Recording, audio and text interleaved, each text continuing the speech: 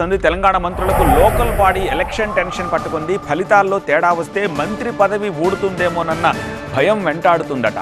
స్థానిక సంస్థల ఎన్నికలను ప్రతిష్టాత్మకంగా తీసుకున్న కాంగ్రెస్ హైకమాండ్ జిల్లాల్లో పార్టీని గెలిపించే బాధ్యతల్ని మంత్రులకు అప్పగించింది.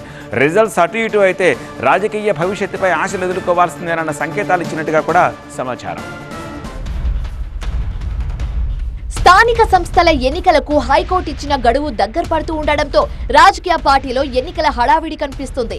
పార్టీలో గుర్తులు లేకుండా జరిగే సర్పంచ్ ఎన్నికల కన్నా ముందే పార్టీలో గుర్తులతో జరిగే జెడ్పీటీసీ, ఎంపీటీసీ ఎన్నికలు నిర్వహించాలని కాంగ్రెస్ భావిస్తుంది.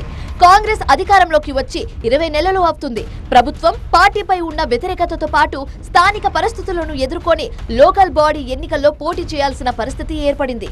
దీనికి తోడు స్థానిక సంస్థల ఎన్నికల్లో బీసీలకు చట్టబద్ధంగా 42% రిజర్వేషన్లు కల్పించకపోయినా ఎన్నికలకు వెళ్లాల్సిన పరిస్థితి ఉందని చెబుతున్నారు కాంగ్రెస్ నేతలు. రిజర్వేషన్ల అంశం తేలకుండా ఎన్నికలకు వెళ్తే పార్టీని గెలిపించుకోవడం ఎలా అని మంత్రులు టెన్షన్ పడుతున్నారు. స్థానిక సంస్థల ఎన్నికలపై ఏఐసీసీతో పాటు సీఎం రేవంత్ రెడ్డి పూర్తి స్థాయిలో దృష్టి పెట్టారు.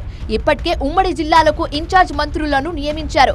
ఎన్నికల్లో ఆయా జిల్లాలో మెజారిటీ స్థానాల్లో కాంగ్రెస్ అభ్యర్థులను గెలిపించాల్సిన బాధ్యత ఇన్ఛార్జ్ మంత్రుల మీదే పెట్టింది అధిష్టానం. ఏ జిల్లాలో తక్కువ సీట్లు వస్తే ఆ జిల్లా ఇన్ఛార్జ్ మంత్రులపై చర్యలు తప్పవని సీఎం రేవంత్ రెడ్డి హెచ్చరించినట్టు సమాచారం. లోకల్ బాడీ ఎన్నికల్లో మెజారిటీ సీట్లు గెలవాలంటే స్థానిక ఎమ్మెల్యేలతో మంత్రులు సఖ్యతగా ఉండాల్సిన పరిస్థితి వచ్చింది. కాంగ్రెస్ పార్టీలో ఎమ్మెల్యేలతో సఖ్యత అంటే అంత ఈజీ కాదు. మొన్నటిదాకా మంత్రుల ప్రసన్నం కోసం ఎమ్మెల్యేలు తిరగాల్సిన పరిస్థితి ఉంటే ఇప్పుడు మంత్రులే ఎమ్మెల్యేలను మచ్చిక చేసుకోవాల్సిన పరిస్థితులు వచ్చాయి. పైగా కాంగ్రెస్ లో కామన్ గా ఉండే గ్రూప్ తగాదాలకు చెక్ పెట్టి అందరినీ ఒకే తాటిపై నడిపించాల్సిన బాధ్యత కూడా మంత్రులపైనే పెట్టింది అధిష్టానం. 1 కాదు 2 కాదు 32 జిల్లా పరిషత్ స్థానాలను గెలిపించే బాధ్యత మంత్రులపై పడింది. స్థానిక సంస్థల ఎన్నికల్లో తేడా వస్తే మంత్రి పదవి మంగళం పాడుతారేమోనని మంత్రులకు టెన్షన్ పట్టుకుంది.